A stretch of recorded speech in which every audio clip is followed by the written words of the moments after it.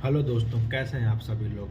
आज मैं उत्तर प्रदेश के कानपुर देहात ज़िले की एक घटना बताने जा रहा हूँ। एक माँ जो 1.5 करोड़ के चक्कर में अपने बेटे का मर्डर कराती है। चलिए मैं आज पूरी इस सच्चाई की घटना बताने जा रहा हूँ। अपने बेटे का माँ 1.5 करोड़ का बीमा कराती है ताकि उसे 1.5 करोड़ मिल जाए। जब बीमा करा लेती है उसकी माँ, तो उसकी माँ 2-3 महीने तो शांत रहती है, लेकिन उसे पैसा कैसे मिले 1.5 करोड़। तो वो एक साजिश रचती है अपने प्रेमी के साथ। प्रेमी का नाम रहता है मयंक कटियार। बेटे की उम्र मात्र 25 वर्ष रहती है।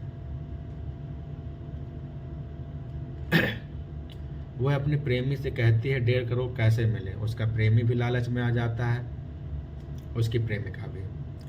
लेकिन वो कई दिनों से सोचते हैं कि उसके बेटे का मर्डर कैसे करें, या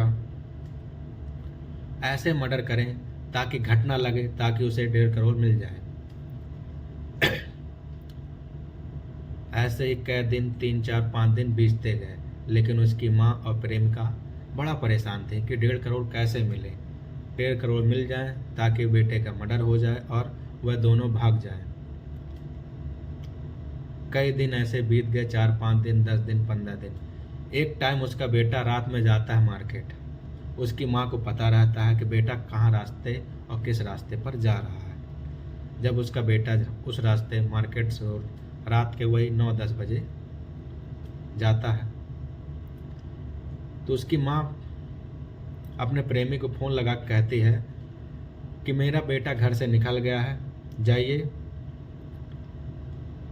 देखिए रास्ते में कहाँ है। जब उसका प्रेमी रास्ते में जाता है उसको ढूंढने, तो वह रास्ते में मिल जाता है। प्रेमी मयंक कटियार अकेला नहीं जाता है, उसके साथ में उसका भाई भी जाता है ताकि मर्डर अच्छे से हो जाए, डेड बॉडी इधर उधर करने में दिक्कत ना हो अकेले में। जब मर्डर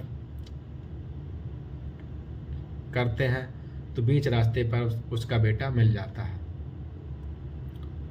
बेटा मिल जाता है तो मयंक कटियार आपस में कुछ बातों पर झगड़ा करने लगते हैं। तभी उसका भाई पीछे से उसके सर पर हथौड़ी मारता है तेजी से। वह नीचे बेहोश होकर गिर जाता है।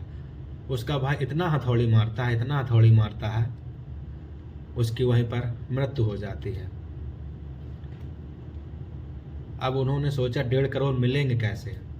भाई 1.5 करोड़ चाहिए किसे, तो मर्डर को उसने ऐसा दिखाया ताकि रोड एक्सीडेंट लगे। उसने उसका मर्डर किया और रोड के किनारे उसकी लाश को फेंक दिया। जब उसकी लाश सुबह पाई गई तो पुलिस ने उसका पोस्टमार्टम कराया, उसकी माँ को बुलाया। माँ ने कुछ नहीं बताया। माँ से जब पूछा गया उसका बेटा रात में क्या करने गया था, किसी से लड़ाई झगड़ा या कोई रंजिश हो, तो उसकी माँ इधर उधर कुछ बताने लगी। पुलिस को समझ में नहीं आया। तो जब पुलिस ने उसके बेटे की लोकेशन ढूंढी, फिर उसकी माँ के कॉल डिटेल निकाले, तो पता चला कि जिस प्रेमी से उसकी माँ बात करती थी, उसकी लोकेशन उसके बेटे के पास निकली। फिर पुलिस दूसरे दिन उसकी माँ से सख्ती से पूछती है कि बताओ आखिर उसकी आपके बेटे की लोकेशन और आपके प्रेमी की लोकेशन वहाँ क्या कर रही थी। पोस्टमार्टम में रिपोर्ट में तो साफ साफ रहता कि हथौड़े से वार किया गया है, मर्डर। पर पुलिस को ये अभी नहीं पता था मर्डर किसने किया है। तो जब उसकी माँ से पूछताछ करती है तो उसकी माँ बताती है रोते रोते हुए कि मैंने अपने बेटे का 1.5 करोड़ का बीमा कराया था आज से 4-5 महीने पहले। उसी बीमे के लालच में अपने बेटे का मर्डर कराती है। लेकिन माँ सोचती है मर्डर आखिर करेगा कौन। वह अपने प्रेमी को यह पूरी बात बताती है। उसका प्रेमी कैसे न कैसे बात मान जाता है। जब उसकी माँ बताती है ऐसे ऐसे 1.5 करोड़ के लालच के चक्कर में अपने बेटे को मरवा दिया या मर्डर करा दिया, तो वह प्रेमी का नाम मयंक कटियार बताती है, जिसकी उम्र 45 साल लमसम रहती है। पुलिस छानबीन करने जाती है उसके प्रेमी को, तो मुठभेड़ में उसका इनकाउंटर कर देती है। इनकाउंटर मतलब उसके पैर मैर में गोली मार देती है। जब उनसे भी पूछताछ होती है मयंक कटियार से पूछती क्या तुमने अकेले मारा? मयंक कटियार कहता नहीं, मेरा एक भाई था, उसने मारा हथौड़े से।